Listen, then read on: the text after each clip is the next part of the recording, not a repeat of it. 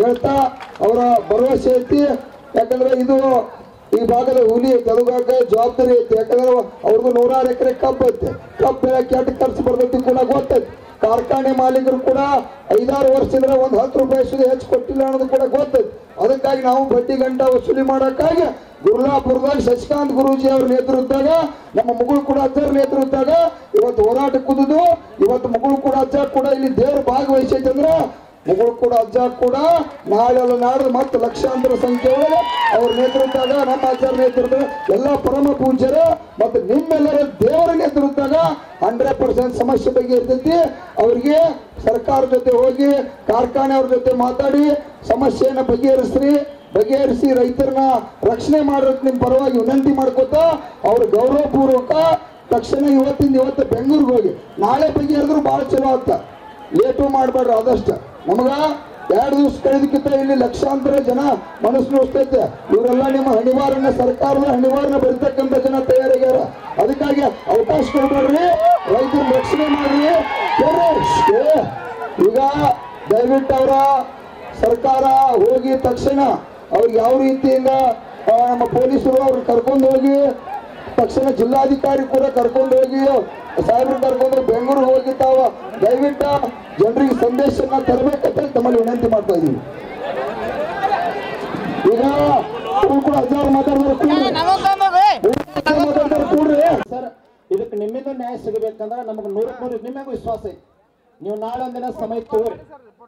ನಾಡದ ಸಾಯಂಕಾಲ 7 ಗಂಟೆ ಮಟ್ಟ ನೀವೇನು ಚರ್ಚೆ ಮಾಡ್ತೀರಿ ಮುಖ್ಯಮಂತ್ರಿ ಜೊತೆ ಮಾತಾಡ್ಕೊಂಡು ನಮಗೊಂದು ಯೋಗ್ಯ ದರ ನಾನು ಕೇಳಿದ್ದು ಈಗ DC ಅವ್ರು ಘೋಷಣೆ ಮಾಡಿಸಿದ್ದು ನೀವೇನು ಮಾತಾಡ್ತೀರಿ ಒಂದು ಹಂತಕ್ಕೆ ಬಂದು ಇಲ್ಲೇ ಘೋಷಣೆ ಮಾಡಿದ್ರಿ ಅಂತಂದ್ರೆ ನಾವು ಹೋರಾಟವನ್ನು ಎಲ್ಲರ ನೇತೃತ್ವದೊಳಗೆ ಇಲ್ಲೇ ಸಾರ್ವಜನಿಕವಾಗಿ ಹಿಂತಕ್ಕೊಂತೀವಿ. ಬಗೆಹರಿಬೇಕು. ನಿಮ್ಮ ಮನದ ಮಾತು ಸರ್ಕಾರ ಮಾನ್ಯತೆ ಮಾಡಬೇಕಾದ್ರೆ ನಾನು ಒಂದು ವಿನಂತಿಯನ್ನ ಮೊದಲನೇದಾಗಿ ಶಾಂತರಾಗಿ ಕೇಳಿ. ನಾನು ಎಲ್ಲ ಪರಮ ಪೂಜ್ಯರಲ್ಲಿ ನಿಮ್ಮ ಹೋರಾಟಗಾರರಲ್ಲಿ ನಾನು ವಿನಂತಿ ಮಾಡ್ಕೊಳ್ತೀನಿ, ನಾಳೆ ಒಂದೇ ದಿವಸ ನೀವು ಗಡುವು ಕೊಡಬೇಡಿ, ನನಗೊಂದು 2 ದಿವಸ ಗಡುವು ಕೊಡಿ.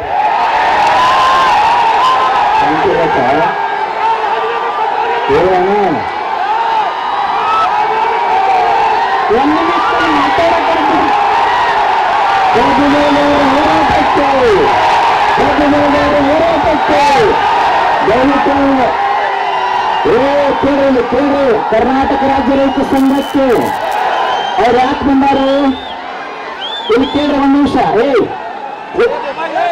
ತಮ್ಮ ಬರೇ ಪ್ರೂಫ್ ಮಾಡಿ ಕೆಲಸ ಆಗೋದಿಲ್ಲ. ಕರ್ನಾಟಕ ಮಾತಾಡ್ಲಾ, ನೀವು ನನಗೆ ಮಾತಾಡ್ಲಿಕ್ಕೆ ಅನುಮತಿ ಕೊಟ್ರೆ ಮಾತಾಡ್ತೀನಿ, ಇಲ್ಲಾಂದ್ರೆ ನಾನು ಸುಮ್ಮನೆ ನಿಮ್ ಜೊತೆನೆ ಕೂತು ಬಿಡ್ತೀನಿ ಇಲ್ಲಿ.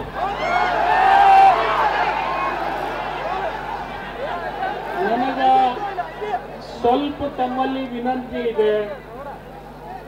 ಇದು ಬಹಳ ಸೂಕ್ಷ್ಮವಾಗಿರ್ತಕ್ಕಂಥ ವಿಚಾರ. ದಯಮಾಡಿ ಈ ಹೋರಾಟಗಳು ಇಲ್ಲೇ ಆಗಿಲ್ಲ, ದೇಶ ಮಟ್ಟದಲ್ಲಿ 1 ವರ್ಷ 34 ದಿವಸ ಹೋರಾಟ ಆಗಿದೆ. ಎಷ್ಟು ರೈತರು ತಾಳ್ಮೆಯಿಂದ ಬದುಕ್ಯಾರ ಅನ್ನೋದು ನಿಮ್ಗೆಲ್ಲ ಉದಾಹರಣೆ ಗೊತ್ತಿದೆ. ನೀವು 8 ದಿವಸನಲ್ಲಿ ತಾಳ್ಮೆ ಕಳ್ಕೋಬೇಡ್ರಿ, ನಮ್ಮ ಮೇಲೆ ಸ್ವಲ್ಪ ನಂಬಿಕೆ ಇಡ್ರಿ, ಇಷ್ಟೇ ನಿಮ್ಮಲ್ಲಿ. ನಾವು ಅಷ್ಟು ದಿವಸ ಒಯ್ತಾ ಇಲ್ಲ. ನಾನು ನಿಮ್ಗೆ ಕೇಳಿದ್ದೆ 2 ದಿವಸ ಯಾಕಂತ ಕೇಳ್ರಿ, ಅದನ್ನು ಹೇಳ್ತೀನಿ. ಯಾಕೆ 1 ನಿಮಿಷ ಕೇಳಪ್ಪ ತಮ್ಮ. ಪೂರ್ತಿ ಕೇಳ್ರಪ್ಪ. ಅವ್ರು ಚಳವಳಿ ಹಿಂತಕ್ಕೆ ಹೋದ್ ಹೇಳತ್ತಿಲ್ಲ, ಏನ್ ಹೇಳಿದ್ರೆ ಪೂರ್ತಿ ಕೇಳೋದು ಗೊತ್ತಾಗತ್ತ. ಕೈ ಮುಗಿದೆ ಶಾಂತಿ ಇರ್ರಿ, ರೈತ ದೇವರತ್ತೇವೆ.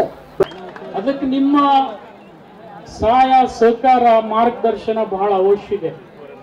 ನಾನು ರಾಜ್ಯ ಸರ್ಕಾರದ ಜೊತೆಯಿಂದಿರಲಿ, ಕೇಂದ್ರ ಸರ್ಕಾರದ ಜೊತೆ ಇರಲಿ, ನಾನು ಸಂವಾದ ನಡೆಸಿ ಒಂದು ಸೌಹಾರ್ದಿತವಾಗಿ ಈ ವಿಷಯವನ್ನು ಬಗೆಹರಿಸ್ತಕ್ಕಂಥ ಪ್ರಯತ್ನ ಈಗಾಗಲೇ ನಾವು ಮಾಡಿದ್ದೀವಿ. ಮಾನ್ಯ ಮುಖ್ಯಮಂತ್ರಿಗಳು ಕೂಡ ಇವತ್ತು ಈಗಾಗಲೇ ಪ್ರೆಸ್ ಕಾನ್ಫರೆನ್ಸ್ ಮಾಡಿ ಅನೇಕ ವಿನಂತಿಯನ್ನು ತಮ್ಮಲ್ಲಿ ಮಾಡಿದ್ದಾರೆ. ಈಗಾಗಲೇ ನಿಮ್ಗೆ ಹೇಳ್ಬೇಕಪ್ಪ ಅಂದ್ರೆ ನಿಮ್ಮನ್ನು ನಂಬಿ ಅನೇಕ ರಾಜ್ಯದ ಬೇರೆ ಬೇರೆ ಭಾಗದಿಂದ, ಮಹಾರಾಷ್ಟ್ರದಿಂದ ಹೆಚ್ಚಿನ ಗ್ಯಾಂಗ್ಗಳು ಇಲ್ಲಿ ಕರ್ನಾಟಕದಲ್ಲಿ ಬಂದು ಕುಂತಾವೆ. ಇವತ್ತು ಅವ್ರು 8 ದಿವಸದಿಂದ ಕಬ್ಬು ಕಡ್ದಿಲ್ಲ. 8 ದಿವಸದಿಂದ ಅವರ ಹೊಟ್ಟಿ ಉಪಚಾರ ಕೂಡ ಬಹಳ ಕಷ್ಟ ಆಗಿದೆ ನಿಮ್ಗೆ ಹೇಳ್ಬೇಕಾದ್ರೆ. ಅದ್ರ ಜೊತೆಗೆ 14 ತಿಂಗಳು 15 ತಿಂಗಳಾದಂತ ರೈತರ ಕಬ್ಬು ಕೂಡ ಬೆಳೆದು ನಿಲ್ತದೆ. ಇದನ್ನೆಲ್ಲ ನಾವು ಬಗೆಹರಿಸ್ತಾ ಹೋದ್ರೆ ನಾವು ಅಪವಾದ ಗುರಿ ಆಗ್ತೀವಿ ಅಂತಕ್ಕಂಥ ಆತ್ಮವಿಶ್ವಾಸ ನನಗಿದೆ. ಅದನ್ನ ಆಗ್ಬಾರ್ದು ಅಂತಂದ್ರೆ ನಾನು ಚುನ್ನಪ್ಪಣ್ಣ ಅವರಲ್ಲಿ, ಶಶಿಕಾಂತ್ ಗುರೂಜಿಯಲ್ಲಿ ಎರಡು ವಿನಂತಿ ಮಾಡ್ಕೊಳ್ತೀನಿ. ನಿಮ್ಮ ಯೋಗ್ಯ ಬೆಲೆ ಕೊಡಿಸ್ತಕ್ಕಂಥದ್ದು ಒಂದನೇದು. ಎರಡನೇದು, ನಾಳೆ ಏನು ತಾವು ಹೋರಾಟವನ್ನ ಶಿಫ್ಟ್ ಮಾಡಿ ರೋಡ್ ಮೇಲೆ ತರ್ತೀನಿ ಅಂದ್ರೆ ನ್ಯಾಷನಲ್ ಹೈವೇ ಇರಲಿ, ಡಿಸ್ಟ್ರಿಕ್ಟ್ ಹೈವೇ ಇರಲಿ, ಸ್ಟೇಟ್ ಹೈವೇ ಇರಲಿ, ಅಲ್ಲಿ ಹೋಗ್ತಿರಂತಕ್ಕಂಥದ್ದು ಏನು ವಿಚಾರ ತಾವು ಪ್ರಸ್ತಾಪ ಮಾಡಿರಿ, ಕೇವಲ 1 ದಿವಸ ಅಥವಾ 2 ದಿವಸ ಸಲುವಾಗಿ ಅದನ್ನ ಮುಂದೆ ಹಾಕ್ರಿ ಅಂತ ಹೇಳಿ ಮೊದಲನೇ ವಿನಂತಿ ನಾನು ಮಾಡ್ತೀನಿ.